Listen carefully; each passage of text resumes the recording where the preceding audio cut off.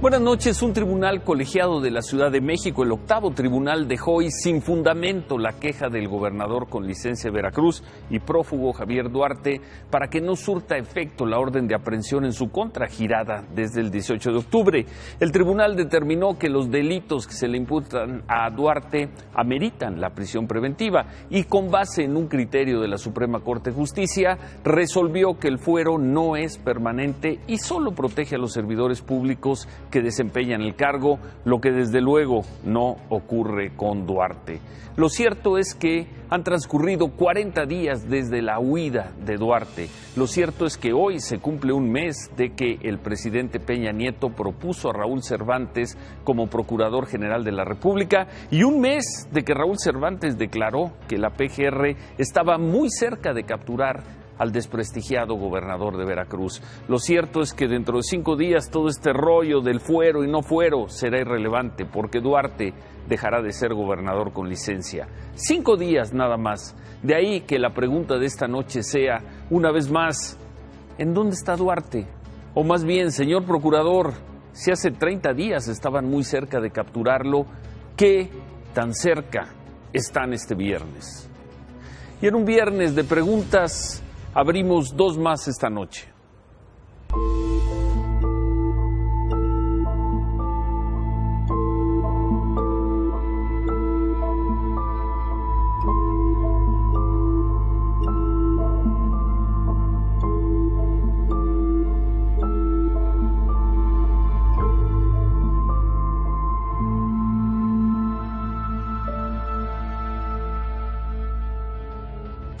Primera pregunta, ¿quién mató al actor Renato López? Segunda pregunta. Unos policías nos empezaron a dar de patadas por la parte de atrás y nos empezaron a pegar como con unos escudos. Lo reventaron a más no poder, las costillas, pies, zapatos, con sus botas de casquillo, lo golpearon en la cabeza. No, fue algo horroroso.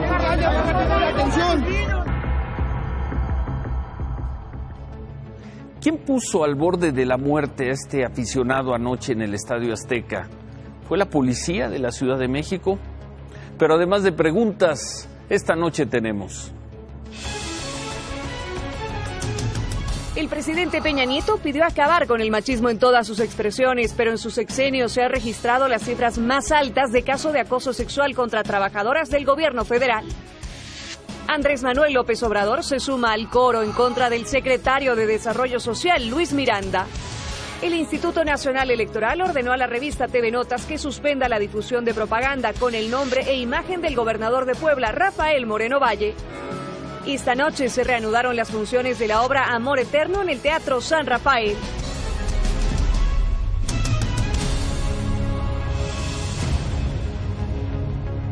Hoy se conmemora todavía el Día Internacional para la Eliminación de la Violencia contra la Mujer. Vía Twitter, el presidente Peña Nieto pidió a todas las mujeres poner un alto a cualquier acto de violencia en su contra. Escribió que es importante acabar con el machismo en todas sus expresiones y empoderar a la mujer. Más tarde estuvo en Irapuato, donde dijo que la principal herramienta que tiene el gobierno federal para combatir este problema son las alertas de violencia de género. El presidente dijo que esta estrategia está enfocada en alentar las denuncias y realizar campañas de educación para eliminar el machismo en todas sus expresiones.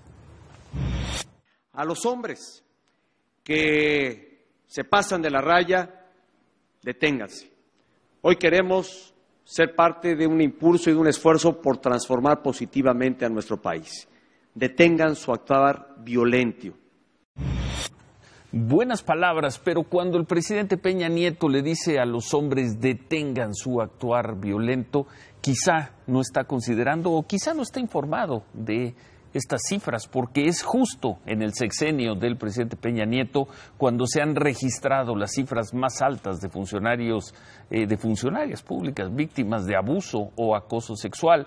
Cifras obtenidas vía transparencia pues indican que 2.280 servidores públicos han denunciado delitos sexuales en el gobierno federal entre el 2013 y septiembre de 2016. Las sanciones en el mismo periodo son mínimas.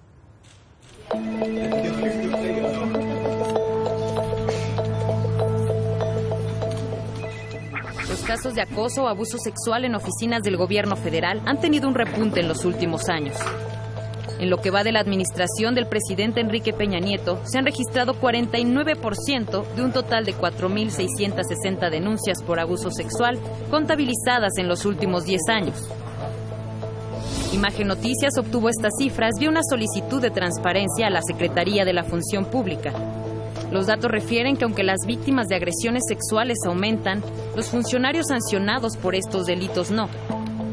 De las 2.280 víctimas en este sexenio, solo han sancionado a 104 servidores públicos. De los 104 funcionarios que han recibido una sanción por estos delitos, 39% fueron inhabilitados, 36% destituidos, el resto solo recibió una amonestación. Pero, ¿en qué dependencias se han dado la mayoría de estos casos de abuso o acoso sexual? Una cuarta parte fueron de la Administración Federal de Servicios Educativos del Distrito Federal, el 20.8% en la Secretaría de Educación Pública. El 47% restante fueron víctimas en al menos 348 oficinas federales, entre las que destaca el IMSS, el ISSSTE y la Comisión Federal de Electricidad. Muchas palabras, muchos gestos, muchas acciones, bienvenidas por supuesto, pero ¿qué tanto se está trabajando en realidad? En este caso vamos a tomar a las oficinas públicas del gobierno federal. ¿Qué tanto se está trabajando en serio para disminuir la violencia de género? Esas cifras dejan muchas dudas. La Procuraduría de Justicia de Sonora confirmó a Imagen Noticias que 2 de las 3 mujeres que fueron desnudadas y obligadas a caminar por las calles del centro del municipio de Guatabampo el lunes presentaron hoy finalmente su denuncia formal ante el Ministerio Público. Hasta el momento las autoridades no han dado mayor información sobre la identidad de los responsables de esta agresión. En otras cosas, Andrés Manuel López Obrador, el presidente Morena, se lanzó contra el secretario de Desarrollo Social, Luis Enrique Miranda, por sus comentarios contra la diputada de Morena, Araceli Damián, en una comparecencia el miércoles. De gira por Jalisco, López Obrador dijo que Luis Miranda está a cargo de la Secretaría de Desarrollo Social, solo porque, según López Obrador, es el compadre del presidente Peña Nieto. De lo contrario, dijo, no llegaría ni a jefe de departamento. Para López Obrador, Luis Miranda difícilmente será removido de su cargo. Y hablando de precandidatos para el 2018, en sesión urgente, la Comisión de Quejas y Denuncias del Instituto Nacional Electoral ordenó al gobernador de Puebla, Rafael Moreno Valle, y a la revista TV Notas que suspendan la difusión de propaganda con el nombre e imagen de Moreno Valle. Hace unos días el INE ordenó lo mismo a la revista Líderes Mexicanos. La Comisión de Quejas del INE consideró que esas inserciones en TV Notas violan la ley electoral. La comisión instruyó también a las empresas Sky, Cablevisión y Megacable que no promuevan con fines de propaganda a Moreno Valle. El presidente del PAN, Ricardo Anaya, denunció que recibió información falsa sobre su patrimonio con la amenaza de que sería difundida en los medios de comunicación. El Comité Nacional del PAN dijo que la información falsa llegó con un mensaje de intimidación en donde le advertían que le podían armar varios escándalos en los medios. Esta información con la que se amenazó a Anaya tiene un supuesto incremento de más de 1000%. Se dice que tiene más de 1000% de incremento de su patrimonio en dos años. Por cierto, el presidente del PRI, Enrique Ochoa, dijo que también recibió información sobre el patrimonio de Ricardo Anaya. Ochoa criticó que se busque afectar así al presidente del PAN. Sí, yo también recibí información sobre un supuesto patrimonio de Ricardo Anaya, el cual no haré público hasta que se verifique su veracidad. Lamento profundamente que ese sea el mecanismo de quienes quieran afectar la participación de Ricardo Anaya en la vida pública. ¿Hay una campaña en contra de Ricardo Anaya?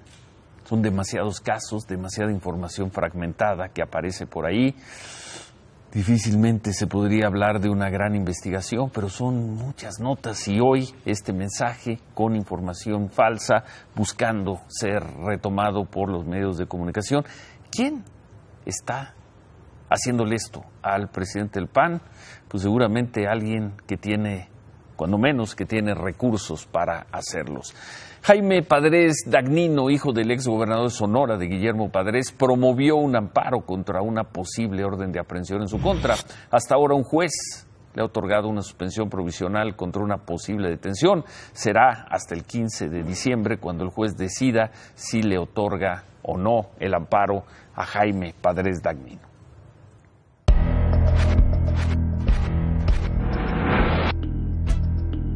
El fiscal general de Guerrero, Javier Olea, aseguró que hay pistas para dar pronto con Raibel Jacobo Almonte, alias el Tequilero, a quien se responsabiliza de mantener secuestradas a 7 personas originarias de Ajuchitlán del Progreso.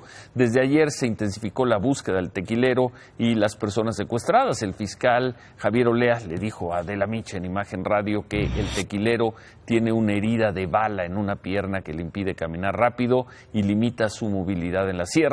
El fiscal Olea señaló que 200 elementos llevan a cabo operativos para detenerlo. Ayer, al arranque de este operativo de búsqueda, el fiscal Olea dijo que lo que querían era acabar con este delincuente. Y vamos a pegarle, quiero una baja que se llame Tequilero. Nada más esa baja. Ojalá, si no lo detenemos, ojalá podamos salvar a la gente. Por lo menos con la presión que le suelten y luego ya veremos qué hacemos con esto. Pero échenle muchas ganas. El gobierno de Guerrero informó que 1,000 policías federales ingresaron al estado para reforzar las tareas de seguridad en las regiones de Tierra Caliente, la zona centro y norte. Las unidades de la Corporación Federal se compondrán de 2 secciones. La primera se asentará en Ciudad Altamirano para brindar seguridad y perseguir el delito en los municipios de Telolapan, Arcelia, Ajuchitlán del Progreso, entre otros municipios de la región de la Tierra Caliente. La segunda se concentrará en Chilapa para reforzar la seguridad en los municipios de Citlala y Tizla, entre otros municipios de la zona centro. Personal de la PGR rescató a 81 personas que, según se informó, eran explotadas para trabajar en condiciones irregulares o infrahumanas en un rancho de Coahuila. La PGR informó que 68 hombres y 13 mujeres de distintos estados del país quedaron ya bajo resguardo de la Comisión Ejecutiva de Atención a Víctimas. En el cateo se aseguró la propiedad y fueron detenidos 6 hombres y una mujer, quienes son investigados por trata de personas.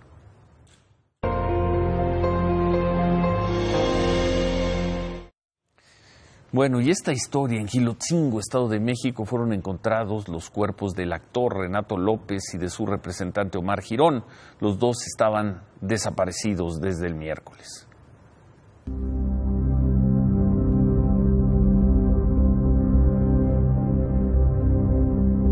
Este es el lugar donde fue localizado el automóvil con los cuerpos del actor Renato López y el publirelacionista Omar Girón. La entrada a una mina vieja fuera de operación en el poblado de San Luis Ayucan, en Gilotzingo, Estado de México. El hallazgo fue reportado por trabajadores que caminaban por el lugar la mañana del jueves. Las identidades fueron confirmadas por la Procuraduría de Justicia del Estado de México esa misma noche. La familia reaccionó públicamente hoy. Desde Suecia, su hermana Denise López escribió en su cuenta de Instagram: con gran dolor confirmo que mi padre recibió esta mañana una llamada en la que le informaron que mi hermano Renato López había sido secuestrado y asesinado en la Ciudad de México. Sin embargo, investigadores adscritos al caso no tienen elementos para creer que fueron secuestrados. Aun cuando el camino de terracería donde localizaron los cuerpos conecta con la zona residencial de Chiluca, todos los fraccionamientos cuentan con vigilancia policíaca.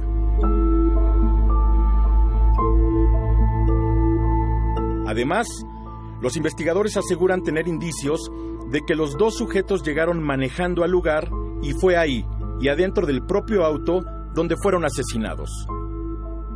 13 disparos de un arma 9 milímetros, todos realizados a más de 1,5 metros de distancia. Renato López ocupaba el asiento del copiloto. Omar Girón estaba al volante y aún tenía puesto el cinturón de seguridad.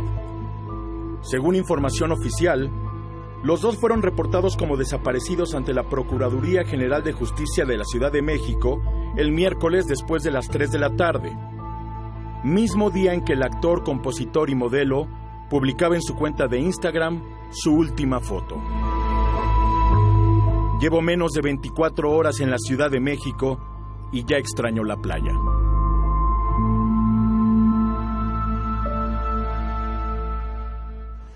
Historia de este viernes. Autoridades del Estado de México junto con fuerzas federales comenzaron anoche un operativo en 5 colonias que se consideran de alto riesgo de Naucalpan.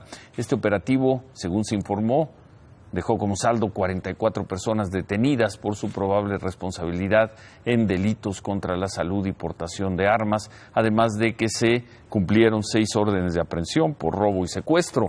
En estas colonias las autoridades aseguraron 7 inmuebles, 4 de ellos relacionados presuntamente con la venta de droga.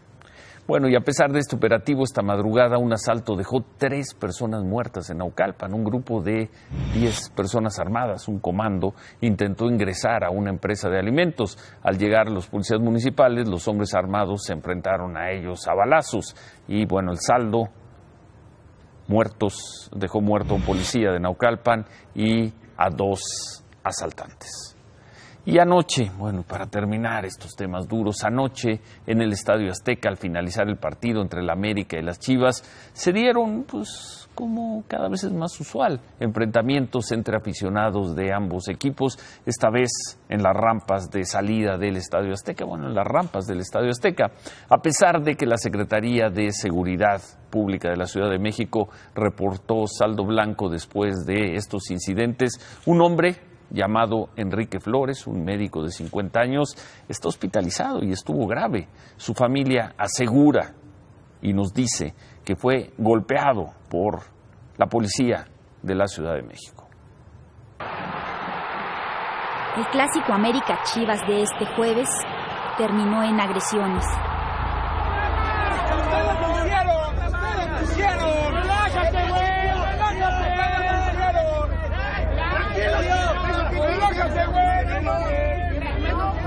Del área de palcos del Estadio Azteca comenzaron a llover botellas de vidrio.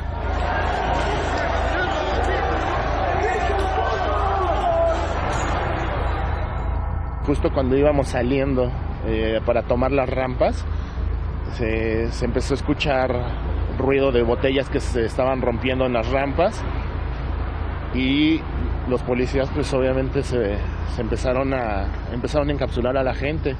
Marco llevaba a su hijo de 6 años en brazos. Lo acompañaban 6 familiares más, entre ellos su primo Enrique Flores, un hombre de 50 años que terminó en el piso golpeado por granaderos de la Ciudad de México. Lo rodearon y lo empezaron a zapatear a más no poder. La cabeza, le empezaron con los, según suponen, escudos para protegerlo. Lo reventaron a más no poder, las costillas, pies, zapatos, con sus botas de casquillo, lo golpearon en la cabeza. No, fue algo horroroso. Como animal lo patearon. Producto de los golpes, a Enrique Flores le reventaron un tímpano y volvió a convulsionar después de 12 años de no hacerlo, pues sufre epilepsia. Por ello, fue trasladado al hospital número 2 del IMSS. Tenía sangre en sus ojos, le salió sangre de los ojos, tiene sangre en los oídos, en la nariz. ¿A qué nivel le pegaron los policías? La versión oficial de la Secretaría de Seguridad Pública capitalina dada a Imagen Noticias es que un botellazo lesionó a Enrique. Sin embargo, Enrique no fue el único lesionado por los policías. Entonces agarró y dice, a ver, ¿quién le vas a caminar, hijo de quién sabe qué? Y con las protecciones esos me pegó y fue el primero que me pegó. Aquí, mira. Aquí me pegó. Unos policías nos empezaron a dar de patadas por la parte de atrás y nos empezaron a pegar como con unos escudos. Y y en lo que íbamos bajando tiraron a mi primo. Mi primo se quedó en el suelo, se hizo bolita y los policías le empezaron a patear, le empezaron a dar de patadas y lo empezaron a golpear. Y yo lo empecé a jalar y cuando me agacho, un policía me dio con uno de sus escudos en la cabeza. En esta parte. 4 de 7 integrantes de esta familia que acudió al Estadio Azteca a presenciar el clásico América Chivas terminaron en una ambulancia o en el hospital. Ahora dudan de volver a un estadio vigilado por la policía capitalina. Mi hermano es médico, y tiene una profesión y no tiene tiempo para andar jugando. No se cayó, le pegaron los policías. Se convulsionó, quedó inconsciente.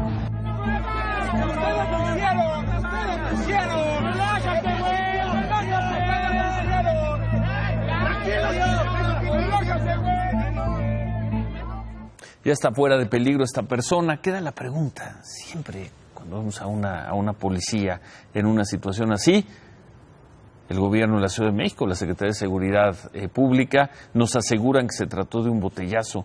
¿Eso fue un botellazo? ¿Y los otros golpes? ¿Qué interés tendría la familia de este hombre en acusar así a la policía de la Ciudad de México? ¿O qué capacidad, qué imaginación tienen para reconstruir ellos, narrarnos un hecho que según la policía capitalina no existió? La violencia en los estadios de fútbol anoche en una de las rampas del Estadio Azteca. Con esto hacemos una pausa y al regresar más información y finalmente pudo abrir en razonable paz y calma la obra Amor Eterno con las canciones de Juan Gabriel. Volvemos.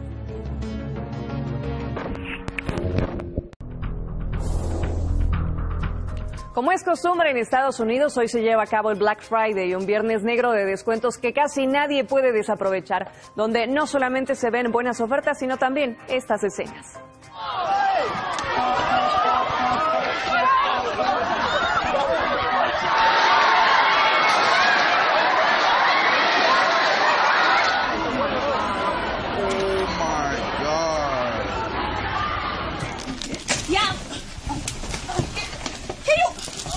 Entre golpes y empujones, miles de estadounidenses pasaron la noche en las puertas de las tiendas buscando ser los primeros. No importó el frío o las largas filas, sino comprar por el mejor precio.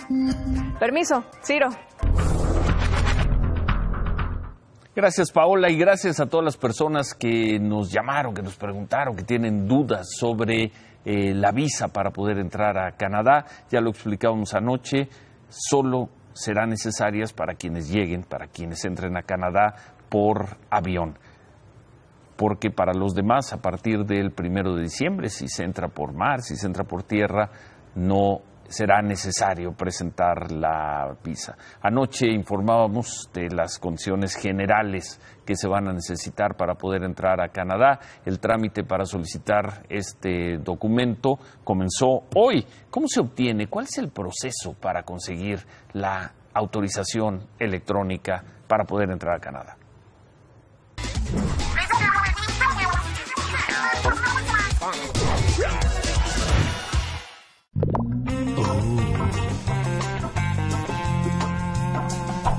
La autorización electrónica de viaje solamente debe tramitarse en caso de entrar a Canadá vía aérea.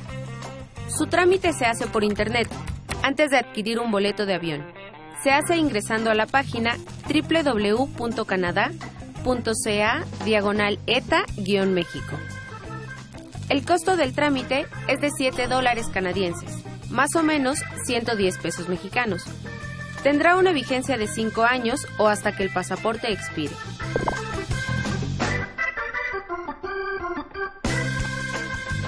Se debe contar con pasaporte vigente, tarjeta de crédito y un correo electrónico.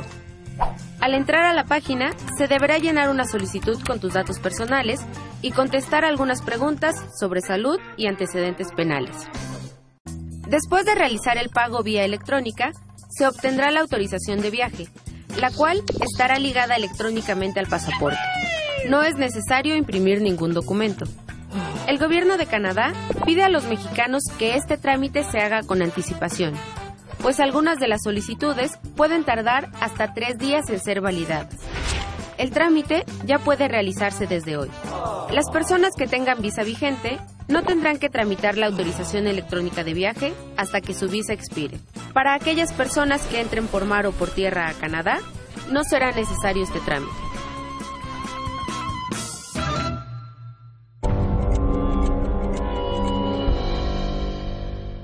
Funcionarios de la delegación Cuauhtémoc en la Ciudad de México retiraron los sellos de clausura que pusieron el domingo en el Teatro San Rafael durante la segunda función de la obra Amor Eterno. La producción de esta obra fue acusada de utilizar canciones de Juan Gabriel sin consentimiento. Por ello, el productor Omar Suárez presentó un amparo para que se retiraran los sellos de clausura al teatro. Hoy las autoridades dijeron que el productor Omar Suárez sí comprobó que las 21 canciones que se tocan en este musical no están inscritas en el Registro Público de Derechos de Autor y al menos la primera función se llevó a cabo sin contratiempos. Paola Barquet, ¿qué más pasó o está pasando en el Teatro San Rafael? Buenas noches, Paola. Así es, Ciro, como lo has venido platicando en estos últimos días, este teatro no descansa de la polémica. Apenas hoy en la tarde se quitaron los sellos y justamente hoy en la noche también venimos a ver que todo fluyera con tranquilidad. La verdad es que las dos funciones, tanto de las 7 de la noche como de las 9:30, se llevaron a cabo sin contratiempos, pero sí notamos una visita diferente. Son 3 inspectores por parte del Instituto Mexicano de la Propiedad Industrial y no los dejaron entrar al teatro. Intentamos ahí platicar tanto con el personal del teatro como con algunos de estos inspectores, pero solamente nos pudieron decir que estaban realizando diligencias de carácter federal. Con imágenes alcanzamos a rescatar que el documento que vinieron a entregar es una cédula de emplazamiento, que es básicamente un plazo para que el productor comparezca ante el órgano judicial correspondiente. Pegaron estos papeles ahí en la puerta del teatro y se retiraron. Sin duda, las cosas se están complicando para esta producción de Amor Eterno y queda saber también quién envió este emplazamiento. Ciro. Gracias, Paola. En fin. El tema de la próxima semana va a ser el salario mínimo. La Comisión Nacional de los Salarios Mínimos se reunirá la próxima semana para determinar cuál es el salario mínimo que deberá ser vigente para el país. Como usted sabe, desde hace un par de años ha venido creciendo esta demanda de que el salario mínimo suba de una manera importante, como lo ha hecho la productividad, y que se recupere el retraso que tiene de más de 30 años. Aquí es necesario entender algo. El salario mínimo tiene un efecto como de faro hacia todos los precios de los contratos colectivos. Mira, en 2014 los salarios contractuales crecieron 4.39 cuando el salario mínimo 3.21. 2015, 4.26 contra 4.18. Siempre que hay un aumento del salario mínimo, se convierte en un mínimo, lo que se le llama el efecto faro, que lo va a escuchar muchísimo, para todas las negociaciones contractuales y no necesariamente tiene que ver con la condición de los trabajadores. ¿Qué hemos oído durante esta semana? Coparmex dijo que hay que subir el salario entre 4 y 4.2% y dar un bono de 13 pesos para los trabajadores, solo los trabajadores que ganan el salario mínimo. La CTM dijo, pues por decreto, ¿por qué no lo aumentamos a 100 pesos? ¿Por qué? Porque se les ocurrió, porque suena políticamente correcto.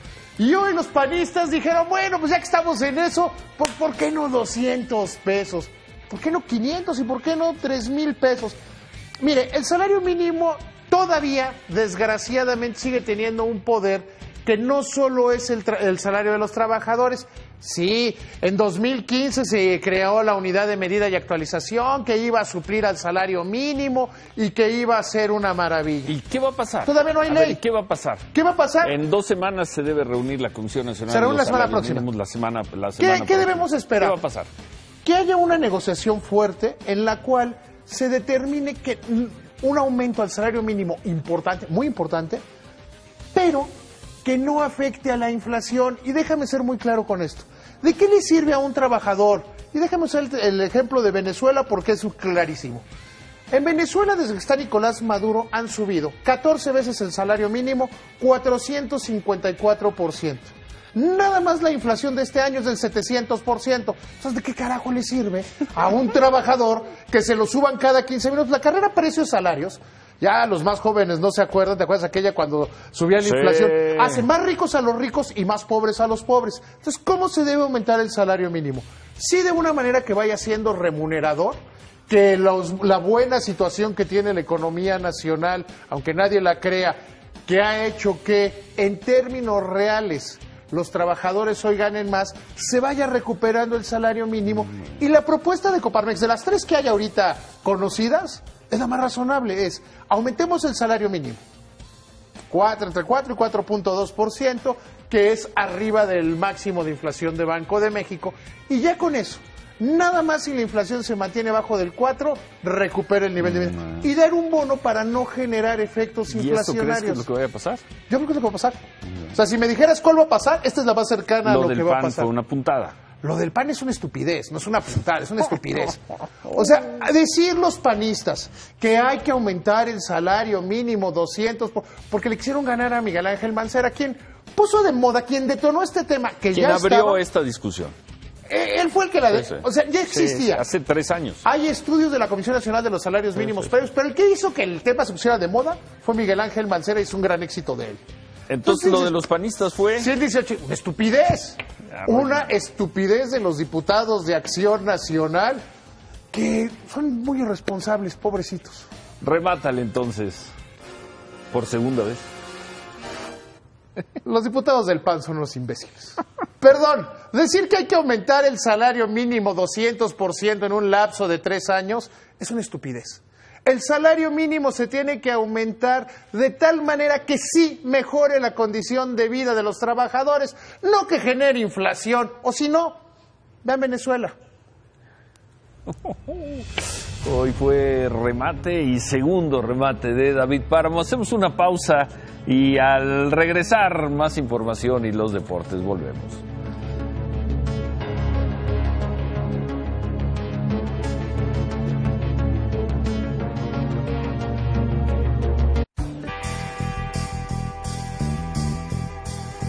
Ciro, amigos, ¿qué tal? ¿Cómo están? Muy buenas noches. Se tituló indiscutible los partidos de vuelta de los cuartos de final de la Liga MX, donde la verdad hay algunas cosas que están definidas. No, cuidado con la liguilla. Vamos a ir rápidamente con los partidos de sábado y domingo.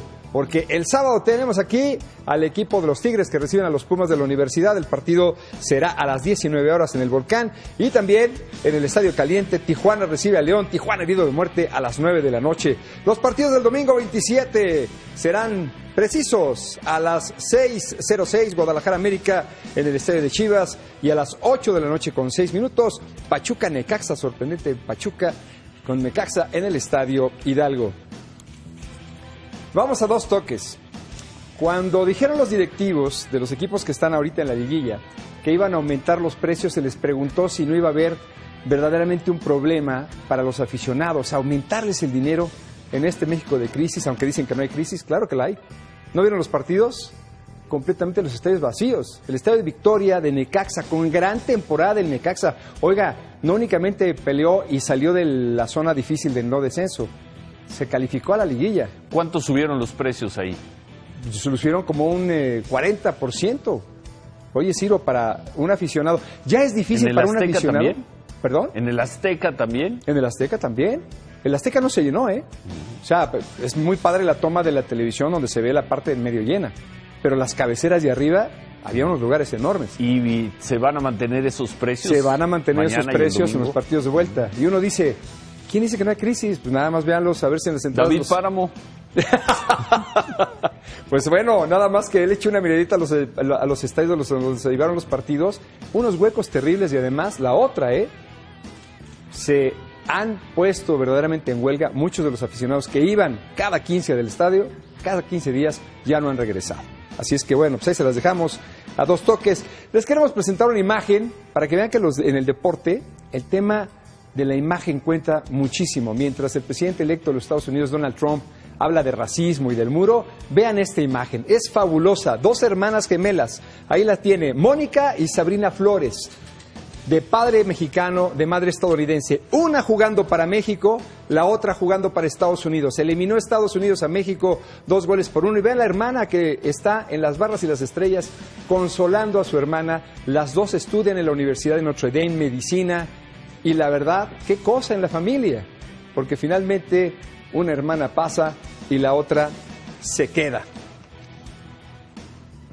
Son de esas imágenes que verdaderamente te conmueven el corazón. Hoy se llevó a cabo el ensayo de la Copa Confederaciones, el sorteo que se va a llevar a cabo mañana a las 9 de la mañana. Y bueno, aquí lo tenemos en Kazán, en Rusia.